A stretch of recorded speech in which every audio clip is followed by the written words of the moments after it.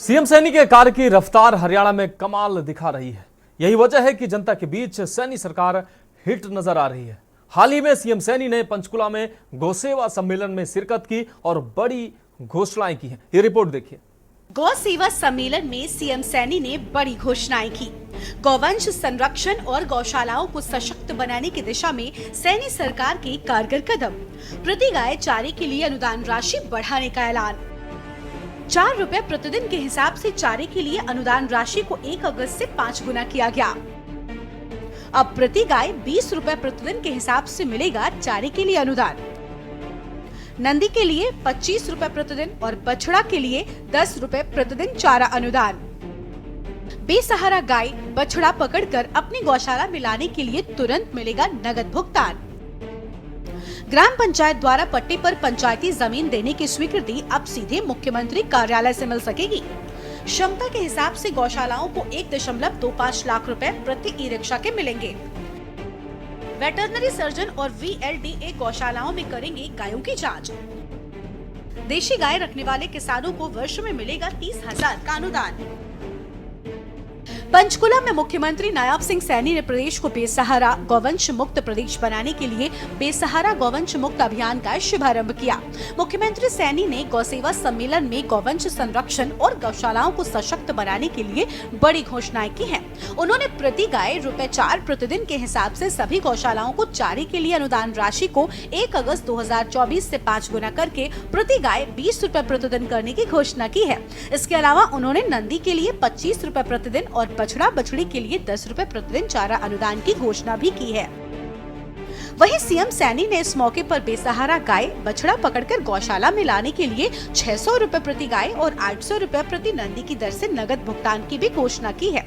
ऐसे पकड़े गए बेसहारा पशुओं में से बछड़ा बछड़ी के लिए 20 रुपए, गाय के लिए 30 और नंदी के लिए 40 रुपए प्रतिदिन चारे के लिए अनुदान दिया जाएगा।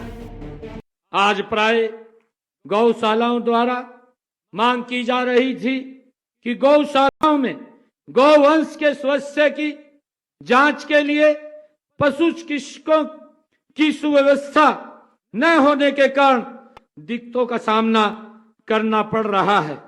मैं आज ये भी घोषणा करता हूं कि 3000 से अधिक गायों वाली गौशाला में सप्ताह में एक दिन सरकारी वेटरनरी सर्जन वहां विजिट करने के लिए गौ माताओं को देखने के लिए एक सप्ताह में एक दिन वहां पर आपकी गौशाला में आएगा। इसी प्रकार 3000 से कम गायों वाली गौशाला में सप्ताह में एक दिन सरकारी VLDA विजिट करेगा। मुझे ये खुशी है बताते हुए कि हमारी सरकार ने प्रदेश में 70 मोबाइल पशु चिकित्सालय भी उपलब्ध कराए हैं।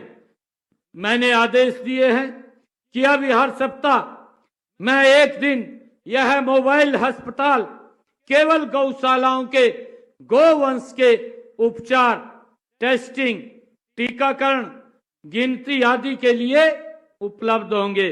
आज से मैं इस मोबाइल पशु चिकित्सालय उपलब्ध कराने की मैं ये भी घोषणा करता हूं। सीएम नायब सिंह सैनी ने घोषणा करते हुए कहा कि ग्राम श्यामलता भूमि हरियाणा संशोधन नियम 2023 के तहत अब सरकार की स्वीकृति के बाद कोई भी पंचायत अपनी पंचायती भूमि गौशाला की स्थापना के लिए 20 सालों के पट्टे पर किसी संस्थान को दे सकेगी। कहा कि हमने इस नियम के तहत अब तक 2 गौशालाओं को पंचायती भूमि पट्टे पर देने का काम किया, जिसमें जिला नूहू की ग्राम पंचायत हसनपुर और रंगला शामिल है। बताया कि सरकार ने ये भी निर्णय किया है कि ग्राम पंचायत द्वारा पट्टे पर पंचायती जमीन देने की ये स्वीकृति पहले मंत्री परिषद की बैठक में दी जाती थी। अब ये स्वीकृति मुख्यमंत्री कार्यालय से ही मिलनी शुरू हो जाएगी। प्रदेश में नई गौशाला के लिए जमीन खरीदने पर कोई स्टाम्प ड्यूटी नहीं लगेगी। साथ ही नई गौशाला के लिए ना तो CLU लेने की आवश्यकता होगी और ना ही कोई EDC या किसी किस्म की फीस देनी होगी। गौशाला में एक ट्यूबवेल लगाने के लिए कोई अनुमति आवश्यक नहीं होगी। सीएम सैनी ने कहा कि 1000 गायों वाली गौशाला के लिए 1 ई रिक्शा व इससे अधिक गायों वाली गौशाला के लिए 2 ई रिक्शा खरीद के लिए 1.25 लाख रुपए प्रति ई रिक्शा दिए जाएंगे। उन्होंने कहा कि प्रदेश में पंजीकृत 675 गौशालाओं में से 331 गौशालाओं में सौर ऊर्जा प्लांट स्थापित किए जा चुके हैं। उन्होंने शेष 344 गौशालाओं में भी सौर ऊर्जा प्लांट स्थापित करने की घोषणा की है। उन्होंने कहा कि सौर ऊर्जा प्लांट के लिए गौसेवा आयोग की तरफ से 5% और हरेड़ा की तरफ से 85% अनुदान दिया जाएगा। सीएम सैनी ने कहा कि प्राकृतिक कृषि को बढ़ावा देने के लिए जो किसान देशी गाय रखेगा उसे प्रति गाय 30,000 रुपए वार्षिक अनुदान दिया जाएगा। उन्होंने कहा कि हर शहर में पशु चिकित्सक, प्रशासक या सचिव नगर निकाय व गौशालाओं के प्रतिनिधियों की समिति गौशालाओं में गौवंश संख्या की तस्दीक करेगी। शहर में जब भी बेसहारा गौवंश सड़कों पर दिखेगा, गौशालाओं को उन्हें पकड़ने के लिए प्रोत्साहित किया जाएगा। एक RFID टैग द्वारा इन बेसहारा गौवंशों की निगरानी भी की जाएगी। उन्होंने कहा कि गौशालाओं की प्रॉपर्टी पर किसी भी प्रकार का टैक्स नहीं लगेगा। स्पेशल डेस्क के न्यूज़ इंडिया।